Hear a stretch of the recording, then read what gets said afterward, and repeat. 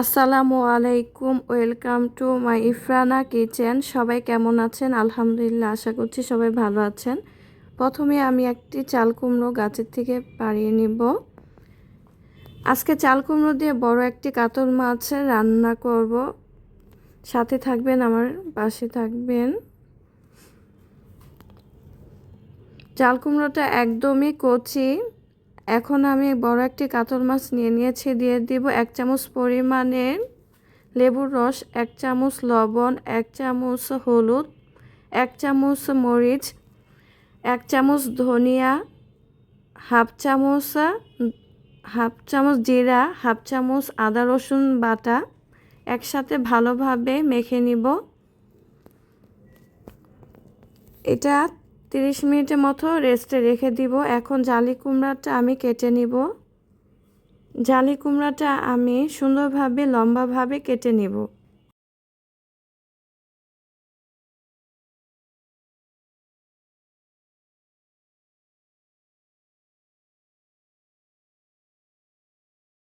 জালি কুমড়ার সিলকাটা আর বুকাটা সম্পূর্ণ ফেলে দিব। এখন এটা লম্বাভাবে 3 ভাগে ভাগ করে নিব। তারপর 5 থেকে 6 পিস করে নেব।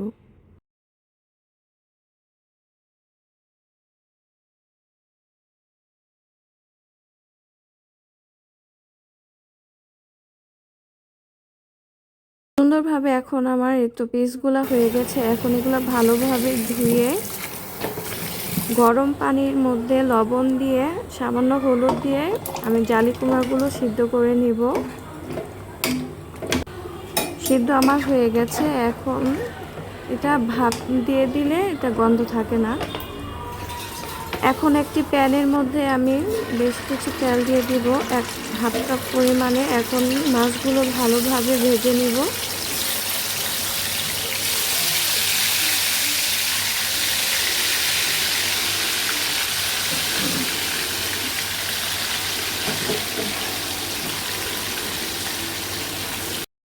এক পাশ হয়ে গেছে, আমি আরেক পাশ করে দিব।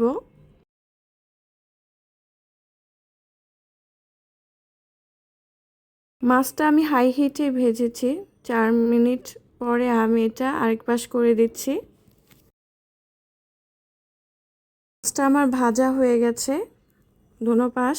এখন আমি চাল কুমড়োগুলো ভালোভাবে একটু ভেজে নিব, হালকাভাবে। চাল কুমড়া থেকে অনেক পানি বের হয়, তাই এভাবে করে নিলে তরকারিটা খুবই ভালো লাগবে। এখন একটি প্যানের মধ্যে তেল দিয়ে দিব।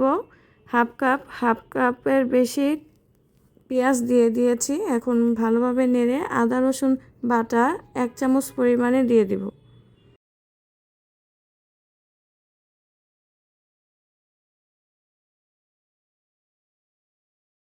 লবণ দিয়েছি 1 চামচ। আদা রসুনটা ভালোভাবে একটু মিক্সড করে দিয়ে দিব 1 কাপ পরিমাণে পানি। তাতে দিয়ে দিব হলুদ 1 চামচ, মরিচ 1 চামচ, ধনিয়া 1 চামচ দিয়ে ভালোভাবে এটা কষাবো। লবণ যে যেমন পছন্দ করেন অবশ্যই তার স্বাদ মতন দিয়ে দিবেন। ভালোভাবে কষাবো। কষানো হয়ে গেলে চাল কুমড়োগুলো দিয়ে দিব। চাল কুমড়ো দিয়ে ভালোভাবে 4-5 মিনিটের মতো নাড়াচাড়া করে পানি দিয়ে দিব 4 কাপ পরিমাণে।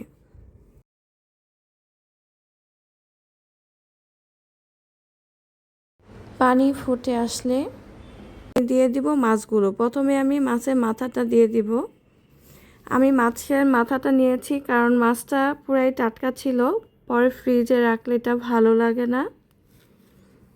এখন সবগুলোই দিয়ে দিয়েছি। দিয়ে দিলাম 1 চামচ পরিমাণে জিরা, 3টা কাঁচামরিচ, কিছু ধনিয়া পাতা। আমার এটা হয়ে আসছে, প্রায় হয়ে গেছে। এখন দেখেন, দেখতে কত সুন্দর লাগছে। এটা দেখতে যেমন সুন্দর হয়েছে তেমন খেতেও খুব সুস্বাদু হয়েছে। সবাই ভালো থাকবেন। আল্লাহ হাফেজ। আসসালামু আলাইকুম।